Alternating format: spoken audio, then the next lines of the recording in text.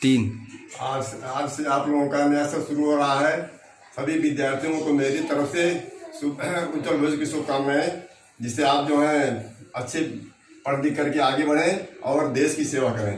और इससे पहले हम टॉपिक से पढ़ाने से पहले आपको एक चीज़ विशेष बताना चाहते हैं कि इस समय पूरे विश्व में एक महामारी का प्रकोप फैला हुआ है, जिसके बारे में आपको शायद जानकारी भी होगी और इस नहीं जानकारी भी, तो मैं आपको थोड़ा सा बताता हूँ। क्या ये महामारी कैसी अपने देश में फैली हुई है, पूरे विश्व में फैला हुआ है। तो इस महामारी का नाम कोरोना वायरस है। इस वायरस का कोई दवा नहीं है, न कोई वैक्सीन बना हुआ है, केवल इसके लिए बचाव ही है।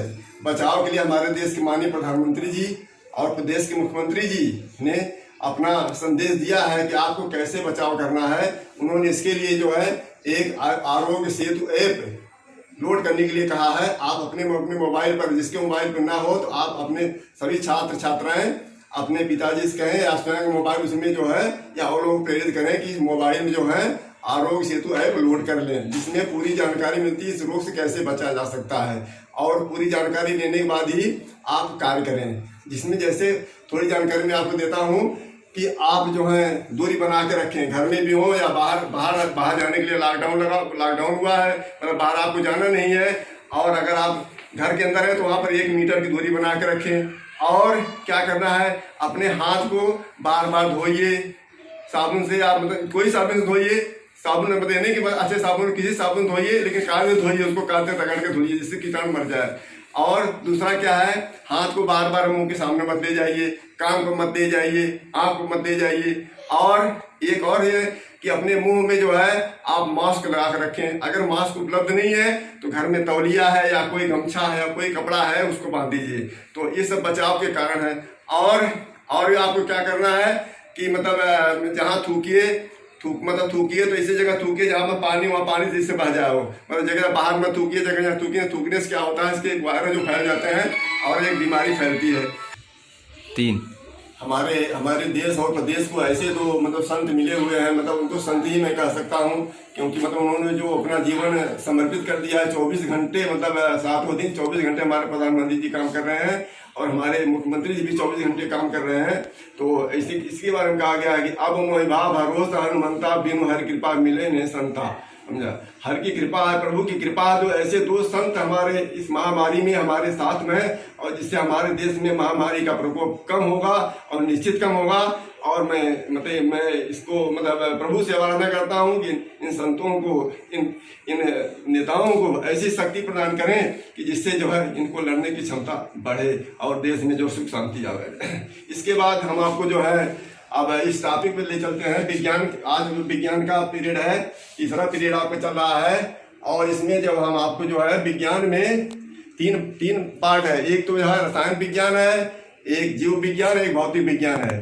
तो आपके जो पहले भाग है रसायन विज्ञान की किताब में दिया गया। इस किताब का नाम जो है, इस किताब सरकारी किताब है, इस किताब का नाम है विज्ञान, उत्तर प्रदेश राज्य सरकार की तरफ से जारी की गई किताब। ये सरकारी किताब NCERT पाठ्यक्रम के अनुसार है। इस किताब को आप ले लीजिएगा, इस किताब के आधार पर पढ़ाई आपकी होगी। तो पहला चैप्टर है रासायनिक अभिक्रिया एवं समीकरण। इसमें दिया गया है पाठ में कि क्रियाएं कैसे होती हैं। तमाम क्रियाएं होती रहती हैं, जिस क्रियाओं के बारे में हम ज़्यादा ध्यान नहीं देते हैं। हमारे दैनिक जीवन में तमाम ऐसी क्रियाएं होती हैं, हम उस पर ध्यान नहीं देते हैं। और जब ध्यान देते हैं पता लगता है वो सामान खराब हो गया। जैसे हम अपने घर में दूध रख दें, दूध रख करके कहीं बाहर चले जाएं और ध्यान न दें, इसके बाद जब शाम को पता लगा दूध खराब हो गया, तो हम कहते हैं दूध फट गया। लेकिन दूध फट कैसे गया, इस पर ध्यान नहीं दे, फट क्यों गया, किस कारण से फट गया, इसका मतलब क्या, उसमें कोई क्रिया हुई वायुमंडल से। इस वायुमंडल में कुछ ऐसी चीजें हैं जो कि उसको प्रभावित करती हैं। जो प्रभावित करती हैं तो क्या होगा, वो फट गया, वो खराब हो गया। इसको क्या कहते हैं, रासायनिक, इसको अब कोई क्रिया कहते हैं, इसको हम रसायन की भाषा में रासायनिक अभिक्रिया कहते हैं। जैसे अभी आ गया दूसरा पॉइंट आपका, लोहे की सरिया या कील आप लेते हैं, अगर वायुमंडल नम है, अगर खुला छोड़ देते हैं तो सरिया, अगर दुकान से आप लाते हैं तो सरिया अच्छी रहती है। तवा लाते हैं, तवा अच्छी क्वालिटी के लाते हैं, कील लाते हैं अच्छी क्वालिटी के लाते हैं। लेकिन थोड़े देर रख देंगे बाहर तो क्या हो गया, उसमें भूरे सा रंग से पूरा उसका रंग बदल जाएगा। तो हम कहते हैं इसमें जंग लग गया। हमारी भाषा में कहते हैं जंग लग गया। तो जंग क्या है, जंग क्यों लग गया, अपने हमने तो लगाया नहीं या किसी ने लगाया नहीं। अगर लगा होता तो झंझट हो जाएगा, लेकिन लगाया जिसने उसको हमने देखा नहीं। अदृश्य रूप से इसमें क्या होता है कि हमारे वायुमंडल से जो ऑक्सीजन की क्रिया होती है और क्या हो जाता है, वो ऑक्साइड बना देता है। और इसके बाद भोजन पकाया जाता है। भोजन जो है, जब आप दाल चावल बनाते हैं, इस बनाने जब दाल चावल इकट्ठा करते हैं, उसको बनाते हैं, तो दाल चावल का रूप अलग रहता है, लेकिन जब बनाते हैं तो उसका रूप क्या होता है, उसमें परिवर्तन हो जाता है। इसमें इसको क्या कहते हैं, कोई अभिक्रिया हुई। इसके बाद तीसरा पॉइंट है, हमारा शरीर भोजन पचाता है। हमारा शरीर जो है भोजन पचाता है। क्यों पचाता है? पचाने के बाद जो अवशिष्ट निकलता है हमारे भोजन, उसमें क्या होता है, उनको क्रिया के परिणाम स्वरूप उसमें अलग हो जाता है।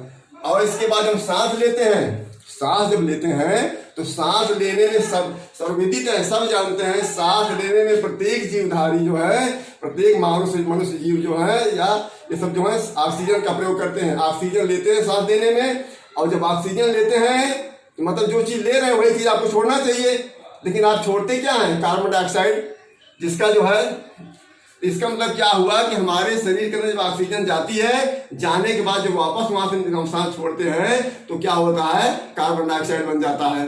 तो इसका मतलब क्या हुआ कि जो भी चीजें हैं प्रकृति में, जो चीजें हैं उसमें परिवर्तन होता था। जैसे अभी जो है कोरोना वायरस कोई नहीं देखा था, अब कोरोना वायरस वायुमंडल में आ गया, कोई देख नहीं रहा है, और हर व्यक्ति परेशान है कि कोरोना वायरस कहाँ पर है, मैं दिखाई पड़ रहा कुछ नहीं, आप जा रहे हैं पता नहीं कहाँ वायरस है, आपके उसमें संक्रमित हो गए और पता घर पे आए, इसके बाद उसका सिम्टम मतलब लेट 10-12 दिन के बाद पता लगता है, तब तक हो गए, मतलब बहुत लेट हो जाता है। तो मतलब कहने के तात्पर्य हमारा है कि वायुमंडल में तमाम ऐसी चीजें हैं जो कि हमको प्रभावित कर रहे हैं, उसको हम ध्यान नहीं देते हैं। जब ध्यान देते हैं तो हमको पता लगता है कि ये मतलब हमारी जो है चीज का नुकसान हो गया।